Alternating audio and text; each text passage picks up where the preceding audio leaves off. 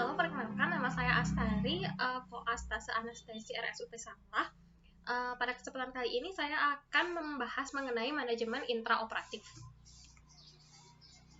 Di mana manajemen intraoperatif ini merupakan fase durante operasi atau saat operasi berlangsung. Fase ini merupakan fase kedua dari keseluruhan anesthesia care. Berikut merupakan form catatan intraoperasi yang digunakan di RSUP Sanglah.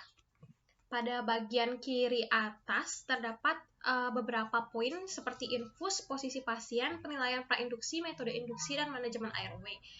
Untuk bagian infus, mungkin kita bisa mengevaluasi apakah ada dipasang infus pada pasien, ukurannya berapa. Lalu untuk posisi pasien, ada beberapa posisi pasien yang biasa dilakukan saat operasi seperti terlentang atau supinasi, litotomi, duduk, dan lain sebagainya. Untuk penilaian prainduksi, ini merupakan evaluasi sebelum diberikan obat tidur atau sebelum pasien dianestesi, diinduksi anestesi seperti evaluasi suhu, nadi, tensi, respirasi, saturasi, dan EKG. Lalu metode induksi, di mana pada metode induksi ini kita harus mengisi form mengenai teknik induksi. Apakah induksinya diberikan secara intravena atau inhalasi? Di mana pada induksi intravena obat disuntikkan lewat cairan infus, sementara untuk inhalasi obat diberikan melalui masker sungkup muka berupa gas anestesi yang dialirkan dari mesin anestesi sehingga dapat dihirup oleh pasien. Untuk selanjutnya adalah manajemen airway, di mana di sini diisi manajemen airway itu menggunakan teknik apa, misalnya tracheostomi atau menggunakan ETT dan sebagainya. Untuk selanjutnya adalah mengenai metode intubasi yang dilakukan. Jika pasien intubasi, bagaimanakah cara intubasinya? Apakah melalui oral atau nasal bagian kanan atau nasal bagian kiri? Apakah menggunakan fiber optik atau tidak? Lalu selanjutnya adalah komponen jenis ventilasi. Di sini kita harus mengisi pada formulir apakah ventilasinya berupa nafas spontan dari pasien atau dikontrol. Kalau dikontrolnya seperti apa dan sebagainya. Lalu komponen berikutnya adalah metode apabila menggunakan teknik regional anestesia atau RA. Di mana apabila menggunakan teknik regional dicatat tipenya seperti apa, apakah epidural atau spinal atau peripheral nerve block. Untuk bagian kanan atas terdapat komponen obat yang diberikan. Di sini bisa kita tulis jenis obatnya, jam berapa disuntikannya, berapa dosisnya, dan diberikan seberapa. Lalu di bawahnya ada komponen dari vital sign durante operasi. Di bawah dari komponen vital sign adalah komponen pemantauan yang berisi catatan dari monitoring, diisi dengan SpO2, CO2, PIP, EKG, volume cairan infus, darah, urin, dan pendarahan.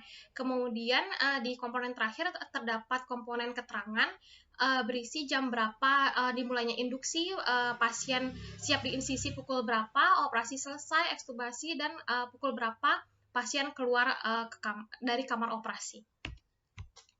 Selanjutnya ini merupakan form catatan ruang pemulihan yang digunakan di RSUP Sanglah yang berisi jam berapa pasien masuk ruang pemulihan, lalu bagaimana kondisi pasien saat masuk ke ruang pemulihan, jam berapa pasien keluar dari ruang pemulihan, dan bagaimana kondisi saat pasien keluar dari ruang pemulihan.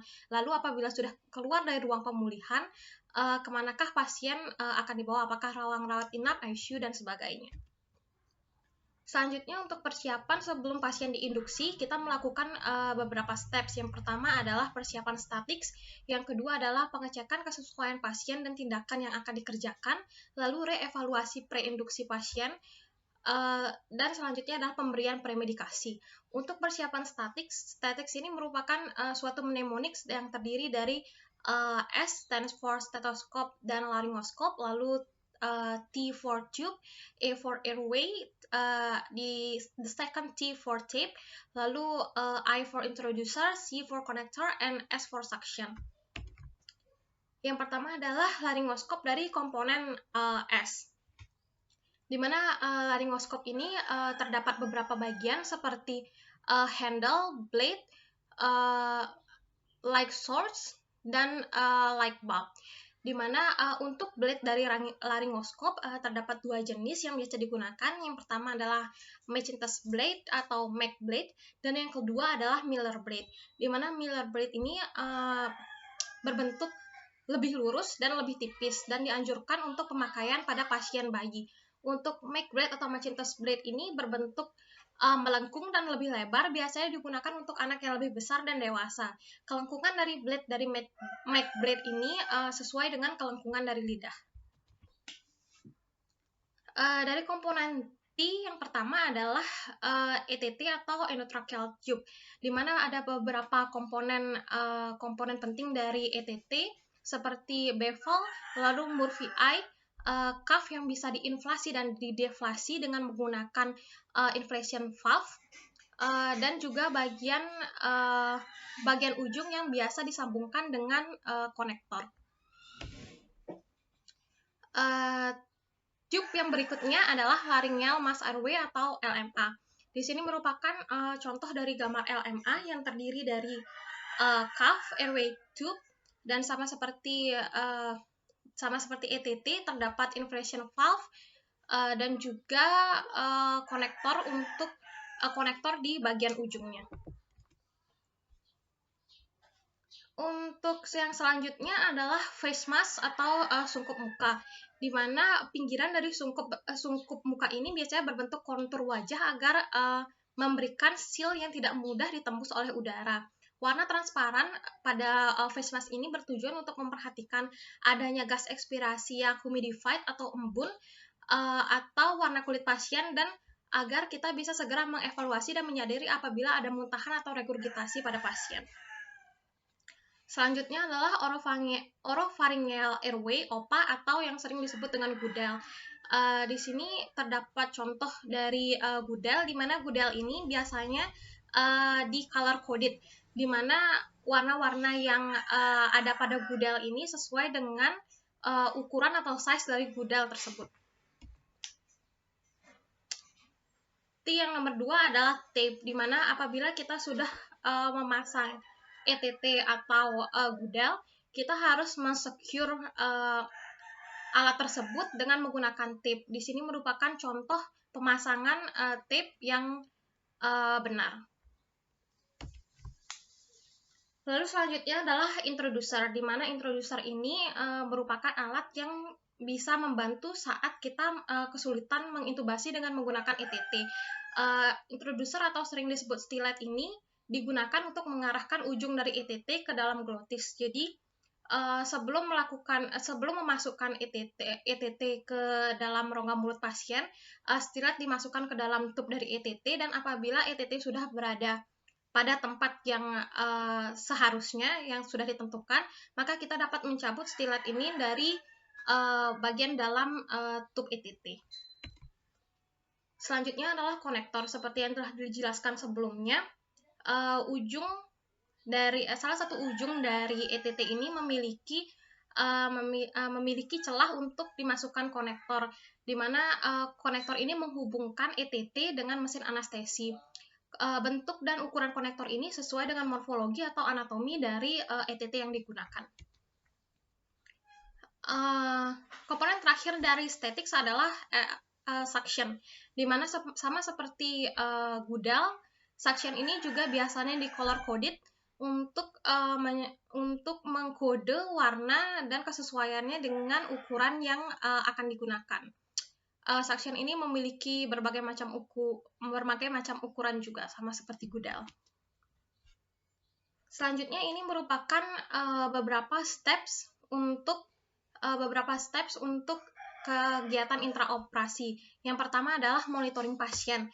Biasanya monitoring yang digunakan adalah NIBP atau non-invasive blood pressure, lalu pulse oximetry, end-tidal CO2, dan monitoring khusus lainnya, di mana monitoring khusus lainnya ini dapat berupa pemasangan arterial line apabila dianggap pasien tersebut perlu untuk dimonitor tekanan darah arteri dan sekaligus juga mengambil sampel untuk AGD.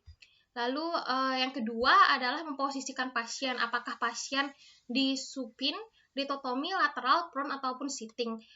Untuk posisi ini, sebelum pasien diinduksi, posisi pasien adalah pada posisi supinasi. Lalu setelah pasien diinduksi, biasanya anestesi akan berkoordinasi dengan bedah untuk memposisikan pasien sesuai dengan prosedur tindakan pembedahan yang akan dilakukan. Lalu selanjutnya adalah pemilihan anestesi. Ada beberapa contoh beberapa kelompok pemilihan anestesi seperti general anestesi, regional anestesi, lokal anestesi, ataupun dilakukan combine. Untuk regional anestesi terdapat dua jenis, yakni neuroaxial anestesi yang terdiri menjadi dua kelompok, yakni spinal dan epidural, dan peripheral nerve block atau sering disebut dengan PNB. Lalu komponen selanjutnya adalah induksi anestesi umum apabila pasien dilakukan dengan GA, apakah IV, inhalasi, IM, rektal, atau still induction. Di mana still induction ini merupakan penamaan lain dari induksi perrektal. Untuk induksi intravena biasanya pasien tidur lewat jalur yang lebih smooth karena pasien tertidur secara pelan-pelan. Untuk induksi intravena terdapat dua kelompok. Yang pertama smooth induction dan yang kedua adalah rapid sequence induction. Di mana untuk smooth induction ini adalah induksi yang biasanya digunakan dengan agen intravena dan pelumpuh otot non-depolarisasi. Sementara untuk rapid sequence induction ini merupakan indikasi pada pasien, contohnya adalah pasien emergensi yang belum sempat puasa dan pasien dalam kondisi perutnya penuh dengan makanan.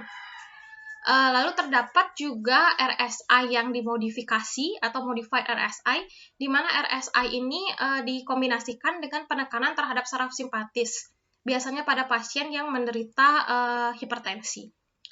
Lalu untuk selanjutnya adalah intramuskular, di mana biasanya induksi intramuskular ini biasanya dilakukan untuk pasien anak-anak yang tidak kooperatif. Biasanya digunakan ketamin 2 mg per kilogram berat badan yang disuntikkan di deltoid. Untuk rektal atau still induction ini sama juga digunakan untuk anak yang tidak kooperatif tetapi dengan berat badan kurang dari 20 kg dengan menggunakan agen berupa tiopental atau metohexital. Untuk komponen selanjutnya adalah manajemen jalan nafas. Untuk manajemen jalan nafas ini, apabila pasien sudah diintubasi, maka setelah diinduksi, pasien akan diberikan muscle relaksan. Lalu setelah pemberian muscle relaksan, baru pasien akan diintubasi. Lalu selanjutnya adalah pemeliharaan anestesi berupa maintenance, anestesi inhalasi, dan muscle relaksan. Sebagai contoh adalah propofol yang digunakan pada saat induksi hanya memiliki waktu kerja maksimal 1 jam. Jadi setelah 1 jam harus diberikan dosis maintenance untuk pembiusan pasien.